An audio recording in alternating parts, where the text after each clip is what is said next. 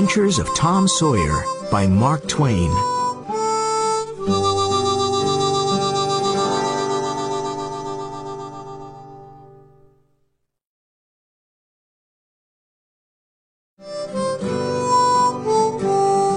Chapter 1. Tom and the Fence. Tom? Tom? There was no answer. Where is that boy? Tom? Aunt Polly looked under the bed, but she only found the cat. Tom! She cried. Then she heard a noise behind her.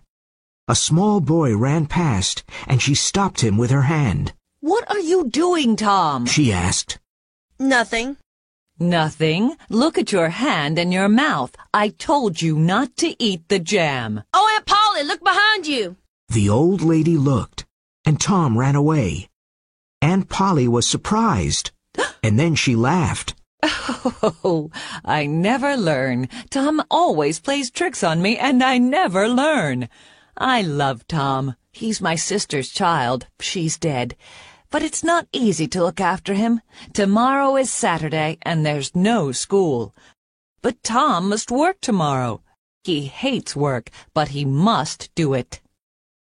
Tom lived in the small village of St. Petersburg with his Aunt Polly, his brother Sid, and his sister Mary.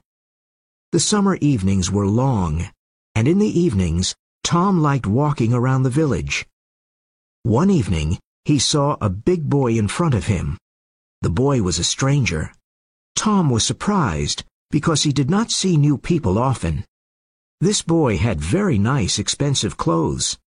He's got shoes, a new shirt, and a tie, and it's not Sunday, Tom thought. My clothes are old and ugly.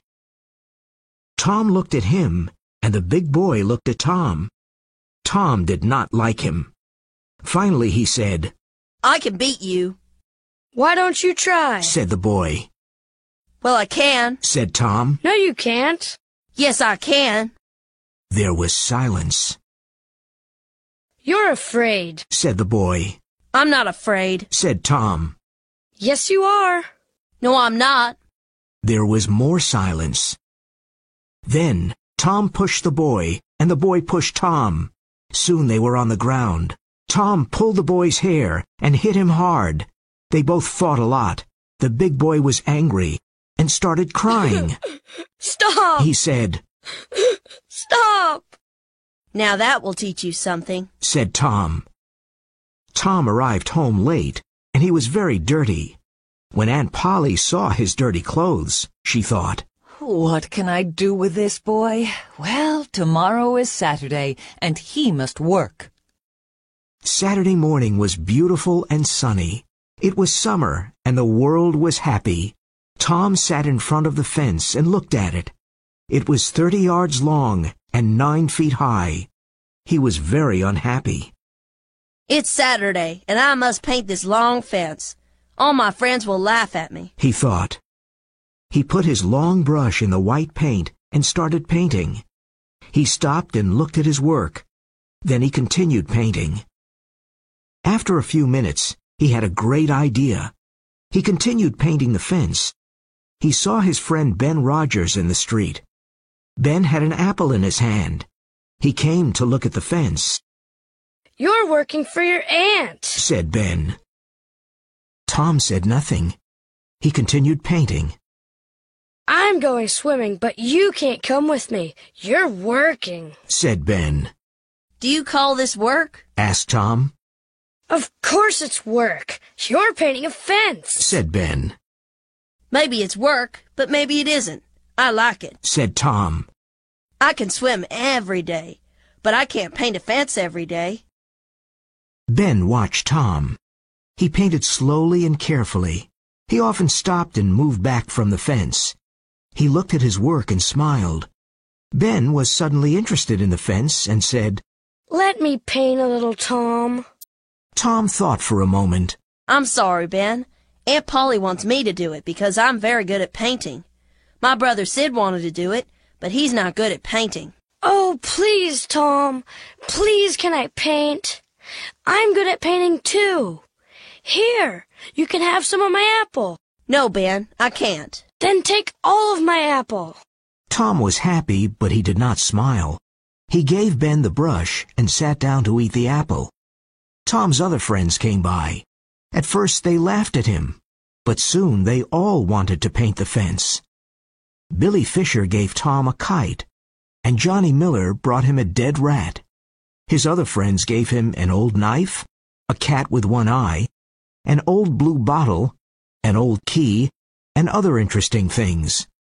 His friends painted the fence, and Tom now had a lot of interesting things. He went back home. Aunt Polly, can I go to play now? When Aunt Polly saw the beautiful white fence, she was very happy. She gave Tom a big apple and said, Yes, go and play, but don't come home late. Chapter 2. Tom and Huck. The next day was Sunday. Tom wore his clean Sunday clothes. He hated this.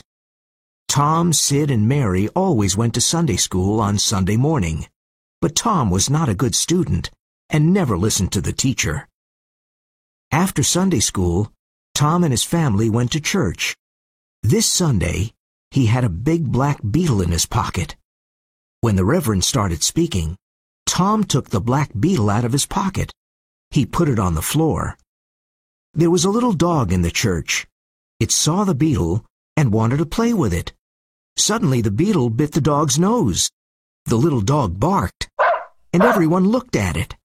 It jumped and ran after the black beetle. It ran all about the church, barking and making a lot of noise. The people in the church laughed silently. Their faces were red. The Reverend continued talking, but no one listened to him.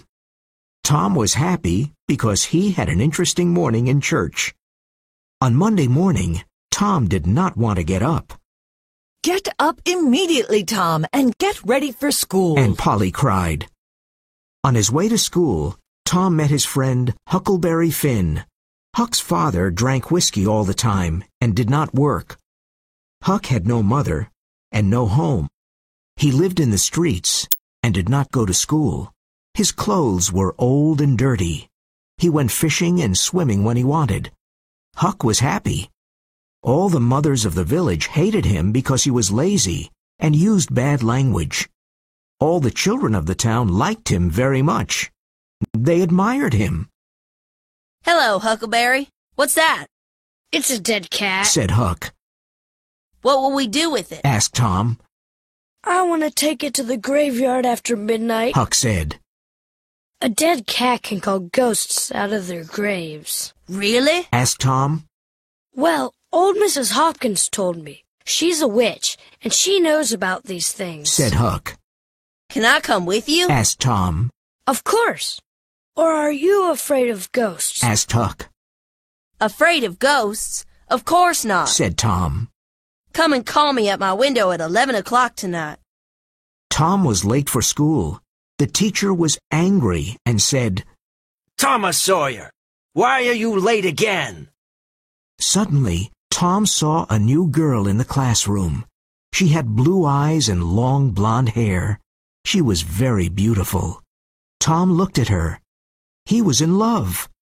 There was a free chair next to her, and Tom wanted to sit there. But how? Tom thought quickly and said, I stopped to talk to Huckleberry Finn. The teacher was very angry. You know you must never talk to that boy. The teacher took his stick and hit Tom. Now go and sit with the girls, said the teacher. The children laughed at Tom. He sat down next to the new girl. He looked at her. Then he drew a picture of a house. Let me see it. She whispered. Tom put the picture in front of her. It's nice. Draw a man, she said. Tom drew a man near the house. It was a terrible picture, but the girl liked it. You draw beautifully. I can't draw, said the girl. I can teach you after school, said Tom. Oh, thank you. What's your name? Tom asked. Becky Thatcher. I know your name. It's Tom Sawyer. That night, Tom and Sid were in bed at 9:30. Sid was soon asleep, But Tom was not. At 11 o'clock, he heard Huck meow. Meow. He dressed quickly and went out of the bedroom window. Let's go, Whispered Huck. He had his dead cat. Tom and Huck walked down the dark road. They walked for about half an hour. The graveyard was on a hill. There were a lot of trees and a lot of graves. Everything was dark and scary. The wind made strange noises, and dark clouds covered the moon. Are the ghosts making these noises? Thought Tom. He was afraid, but he said nothing. Now let's find the grave of Hoss Williams, Said Huck. They soon found the grave. Here it is. He died last week, Said Huck. Do you think Hoss Williams can hear us? Asked Tom. Well, I think his ghost can hear us, Said Huck. Then let's call him Mr. Williams. Said Tom. All right, Said Huck. but everybody called him Hoss. Shh. What is it, Tom? Asked Huck. Do you hear the noise? Look over there, Huck. Oh, no. Said Tom.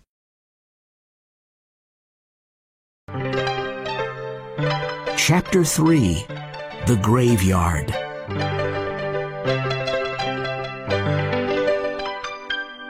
Ghosts! Said Huck. I can see ghosts. They're coming here.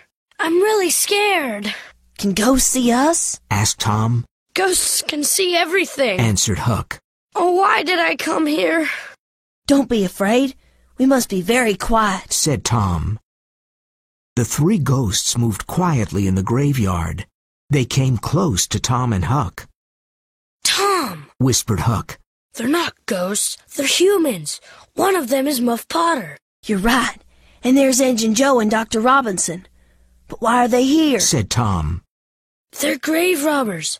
They want to rob a grave. The doctor wants a dead body. Said Huck. But why? Asked Tom. He cuts bodies and studies them. My father told me about Dr. Robinson. Said Huck. The three men were at Hoss Williams' grave. Injun Joe and Muff Potter started digging. Soon the grave was open. They found the dead body and pulled it out of the ground. Well, Doctor, do you want us to take the body to your house? Said Muff. You must give us $5. What? Said Dr. Robinson angrily. I paid you this morning. I'm not giving you more money. I want more money, Doctor. Said Injun Joe. 5 years ago I came to your father's house. I asked you for something to eat. You gave me nothing. I still remember that. Now you must give me more money. Injun Joe took the doctor's arm, and the doctor hit him.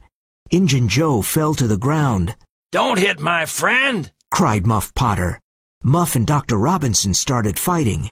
Everything happened very quickly. Dr. Robinson hit Muff Potter on the head. Muff fell to the ground. Injun Joe took Muff's knife. He saw Muff on the ground, and he killed Dr. Robinson with the knife. The doctor fell on top of Muff and covered him with blood. Injun Joe looked at the two men on the ground. First he robbed the dead doctor. Then he put the bloody knife into Muff's right hand. A few minutes passed, and Muff moved a little and opened his eyes. He pushed the doctor's body away. He looked at the knife in his hand. What happened, Joe? He asked slowly.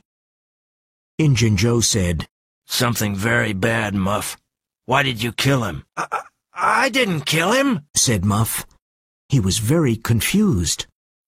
I drank too much whiskey last night. I don't remember anything.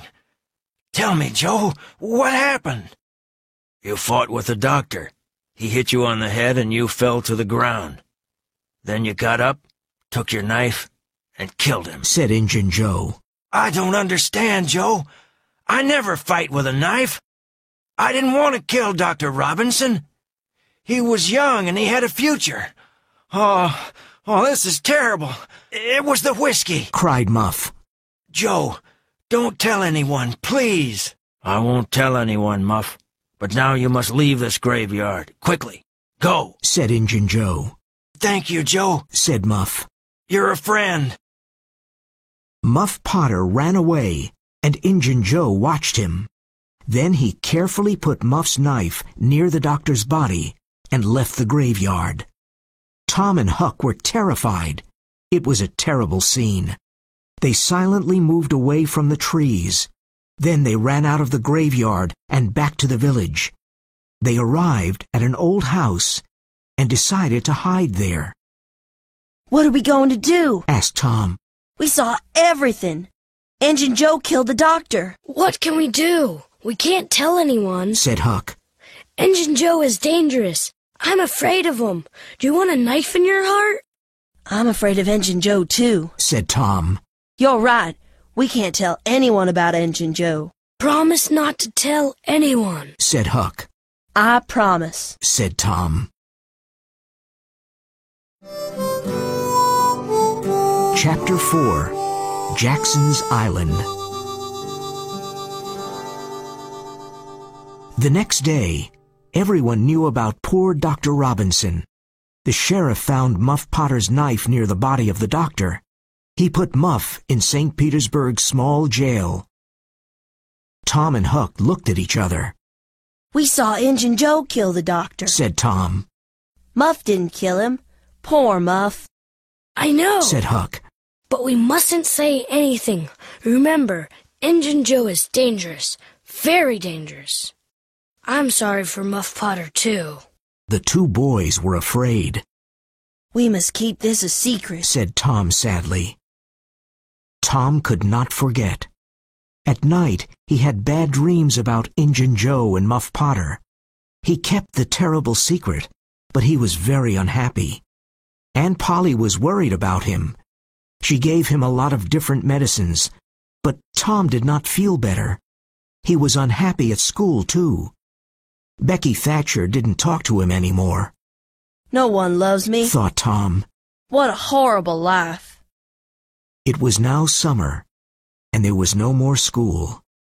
Tom and his friend Joe Harper went to sit by the Mississippi River. They fished, talked, and looked at the boats. One day, Tom said, "Let's go do something exciting." Okay, said Joe. but where can we go, and what can we do? "Let's run away. We can go and live on Jackson's Island. We can be pirates. A pirate's life is exciting," said Tom. Jackson's Island was a small island in the Mississippi River. It was about 3 miles south of St. Petersburg. No one lived on the island. "Huckleberry Finn can come with us, too," said Tom. "Remember, Joe, don't tell your mother, father, or anyone about our adventure. Go home and bring some food. We'll meet here at midnight." Tom and Joe were excited. At midnight, the 3 boys met on the river. Tom brought some meat to eat. Joe brought some bread, and Huck brought a frying pan. They found a small raft, and they went down the river to Jackson's Island. When they arrived on the island, they made a fire and cooked some meat. This is fun, said Joe. "We're free, and we can do everything we want," said Tom. What do pirates do? Asked Huck. "They go on ships and take the money. Then they go to an island and hide it in a secret place," said Tom. The 3 boys were happy and slept under the stars. The next morning, they went swimming in the river. Then they went fishing. They cooked the fish on the fire and ate it. It was delicious. After breakfast, they walked around the island and went swimming again. In the afternoon, they sat around the fire and ate some meat. Suddenly, Tom said, "Can you hear a strange noise? Listen." What is it? asked Joe. Let's go and see, said Huck. They ran to the river. They saw a steamboat and a lot of small boats near it, Every boat from St. Petersburg is out on the river, said Joe. What's happening? They're looking for a dead body. Said Huck. The same thing happened last summer when Bill Turner fell into the river and drowned. Who are they looking for this time? Asked Joe. Tom thought for a moment and said, "I know. It's us. They think we drowned." The 3 boys felt like heroes and laughed. "The people of St. Petersburg are looking for us. They're talking about us. We're famous, said Tom happily. This was an exciting adventure for Tom, Huck, and Joe. They felt like real pirates on Jackson's Island. The boats and the steamboat went away. The boys went fishing again and had fish for dinner. Then they slept under the stars. But Tom could not sleep. The next morning, he wasn't there. Where's Tom? Asked Joe. I don't know, Said Huck. After a few minutes, Huck said, Look, Tom's swimming in the river. He's coming to the island.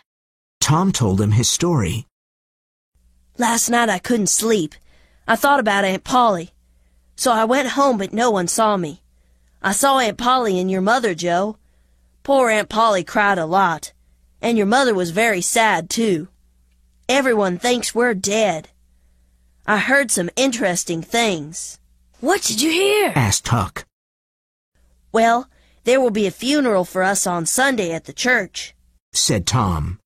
Huck and Joe looked at him with big eyes. And now I have a great idea.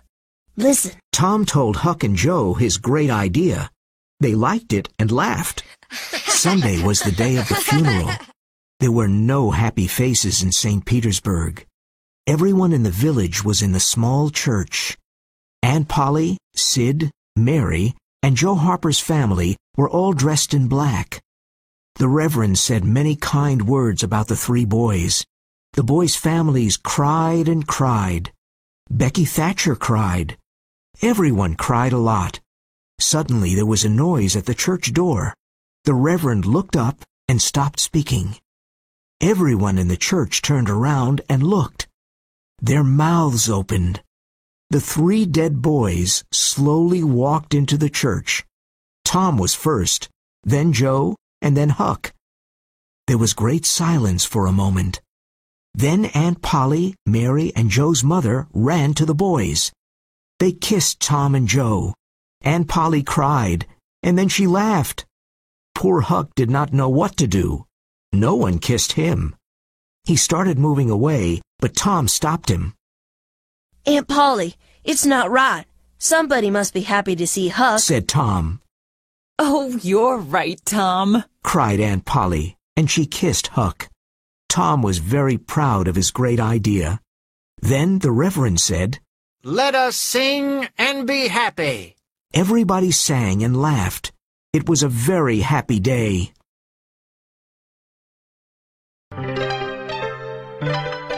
Chapter 5. The Trial.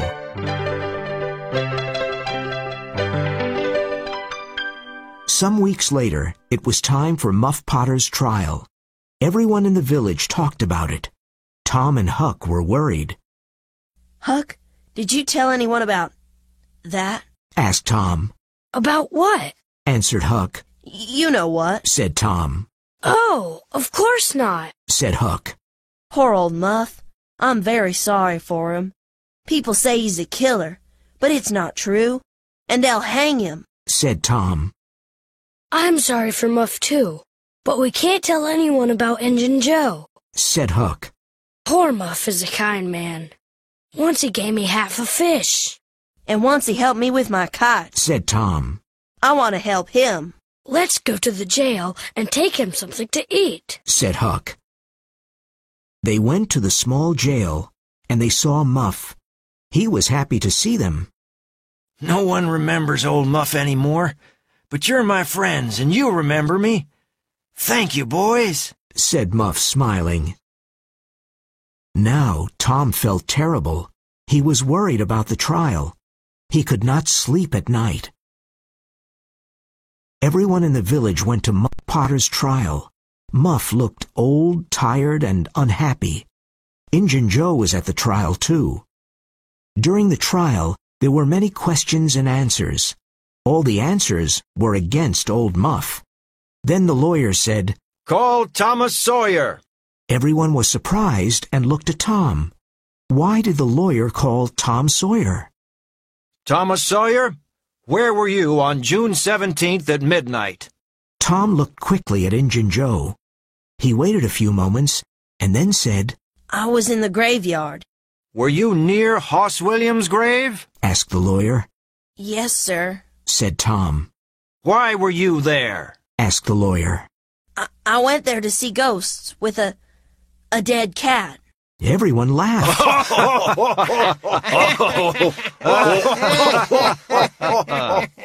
What did you see in the graveyard? Tell us what happened, said the lawyer. Tom told his story, and the people of St. Petersburg listened to him. They were very surprised. And then Muff Potter fell to the ground, and Injun Joe took Muff's knife and... Tom suddenly heard a very loud noise. Injun Joe jumped out of the window and disappeared. Tom became the hero of St. Petersburg. He saved Muff Potter's life. Tom's days were happy, but his nights were not. At night, he had terrible dreams about Injun Joe. The days passed, and no one could find Injun Joe.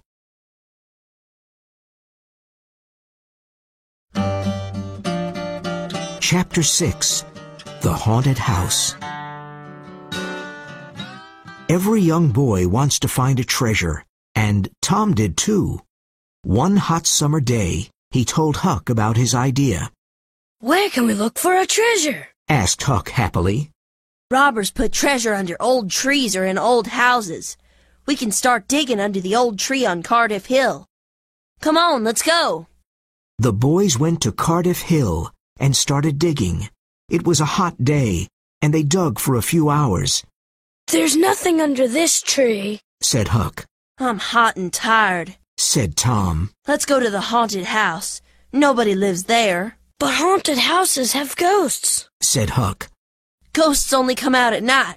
It's daytime now, said Tom. Well, all right, said Huck. They went to the haunted house.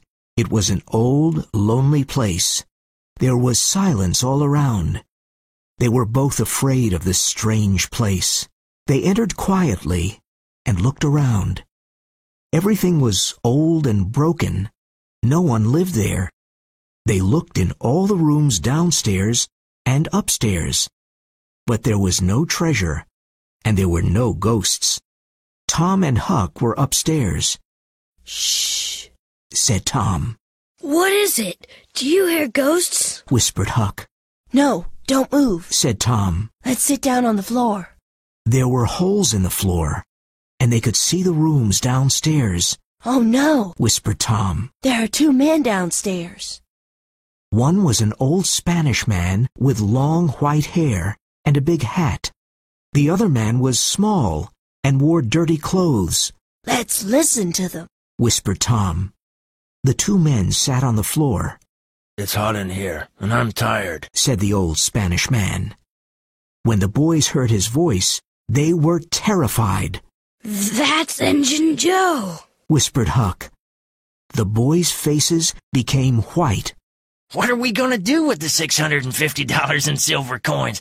That was a good robbery, said the small, dirty man. Let's take about $30 with us now and hide the bag here. We can come back to get it soon, said Injun Joe. The small, dirty man moved a big stone in the fireplace and pulled out a bag. He took some money from the bag.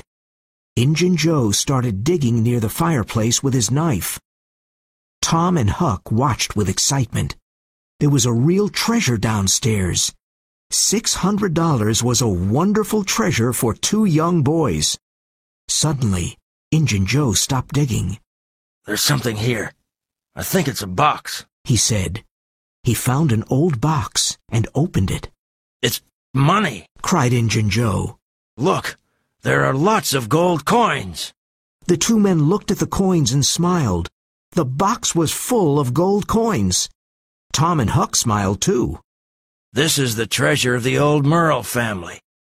Now, it's ours, said Injun Joe. Where can we hide this gold? Asked the small man. Can we put it back under the stone? Yes, said Injun Joe. No. The stone isn't a good place. Someone may find it. Let's put it under the cross tonight. When it was dark outside, the two men took the silver and gold away. Tom and Huck did not follow them because they were afraid of Injun Joe. But they wanted to find the cross and the treasure. Where was the cross?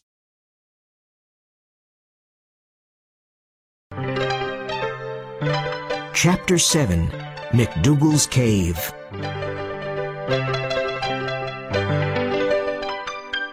It was Becky Thatcher's birthday on Saturday, and all of Becky's friends were happy and excited.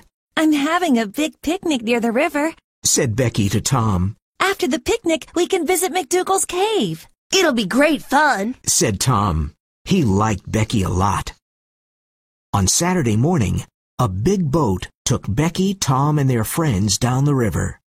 There were no mothers and fathers, but a few boys and girls were 18 years old. There were a lot of good things to eat, and everyone ate, played, and had fun. After the picnic, the children went to visit McDougal's cave. Everybody had candles because it was dark inside the cave. Some children were afraid, but they all went in. Caves are exciting and mysterious. McDougal's cave was very, very big. It had hundreds of tunnels, rooms, and secret passages. No one knew all of them. The children played and ran in the tunnels and in the rooms, but they always played near the entrance. They did not want to get lost. Tom and Becky wanted to find a new tunnel. They walked and walked, and soon they were alone. Where were the other children? They were lost. In the evening, the other children returned to the boat. They laughed and talked, but they were very tired. They did not see that Tom and Becky were not there. The boat took them back to St. Petersburg. Huck saw the boat, but he did not know about the picnic. The mothers of St. Petersburg did not like him. They never invited him to birthday picnics. But tonight, Huck was not interested in birthday picnics. He was interested in Injun Joe's treasure.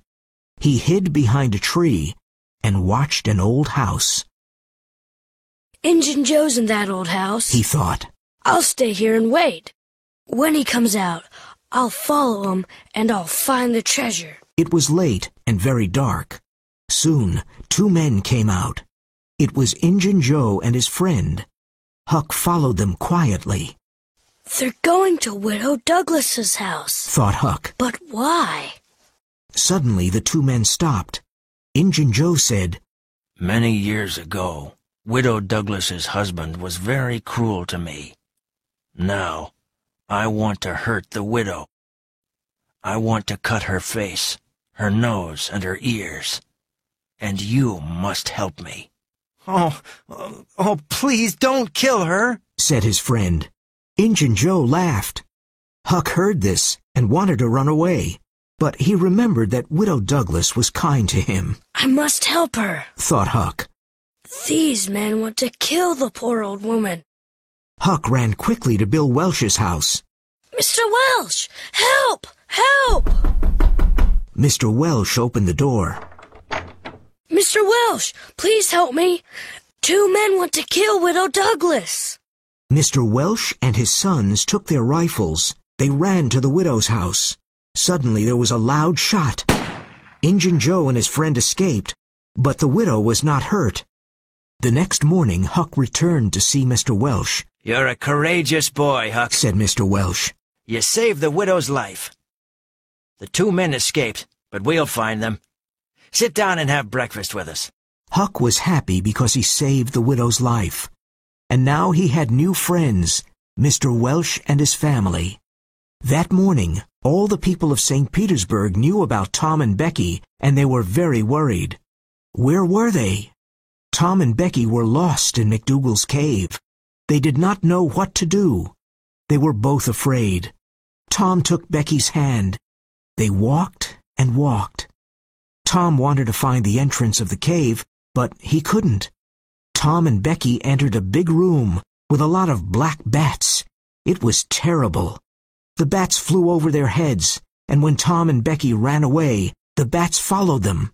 Finally, the bats went away. Becky looked at Tom and said, Tom, where are we? I don't know, Becky. They continued walking in the dark tunnels. They were both tired and hungry. Becky started crying. No one will ever find us, Tom. There are too many tunnels and rooms. Oh, we're going to die here. We'll get out of this cave, Becky. You'll see, said Tom. They ate their last piece of cake. Soon their last candle went out. Everything was dark. What time was it? What day was it? They didn't know. They were tired and slept. When they woke up, they were very hungry. Suddenly, Tom heard a noise. Listen, Becky. Did you hear a noise? Someone is looking for us. Becky looked at Tom and smiled. I'm going to see. You stay here, Becky, said Tom.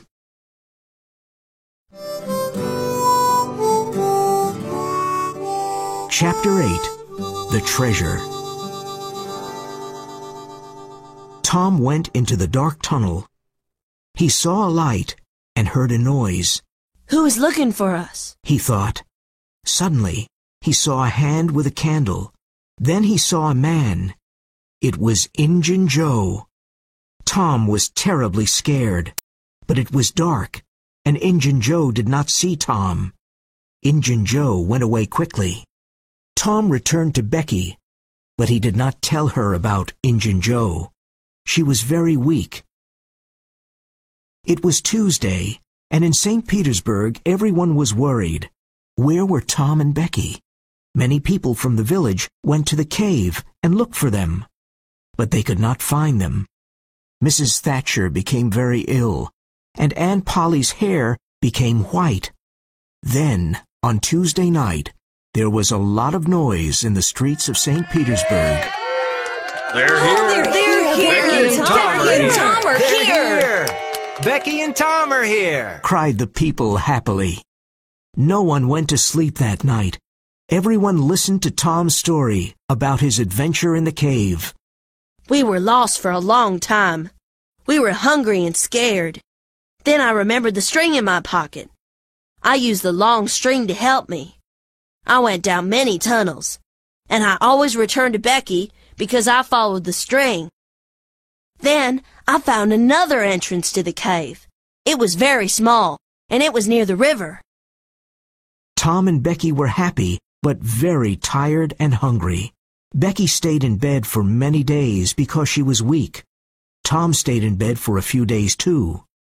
Sometime after the adventure in the cave, Tom went to visit Becky. Mr. Thatcher asked Tom, Do you want to go to the cave again? Oh, I'm not afraid of the cave, said Tom. Well, nobody is going into the cave again. There are big doors in front of the entrance now, and I have the keys, said Mr. Thatcher. What? Tom's face became white. Is something wrong, Tom? Asked Mr. Thatcher. Injun Joe's in the cave, Cried Tom. Many men from St. Petersburg went to the cave and opened the big doors. They found Injun Joe on the ground. He was dead. After Injun Joe's funeral, Tom went to see Huck. Now that Injun Joe's dead, we'll never find the money, said Huck sadly. Listen, Huck, said Tom. I know where the money is. Really? Asked Huck with big eyes. The money is in the cave. I saw Injun Joe in the cave. Why was he in the cave? Because he took the money there, said Tom. Say it again, Tom. Said Huck. The money's in the cave, and we can take it. But we'll get lost in the cave, said Huck.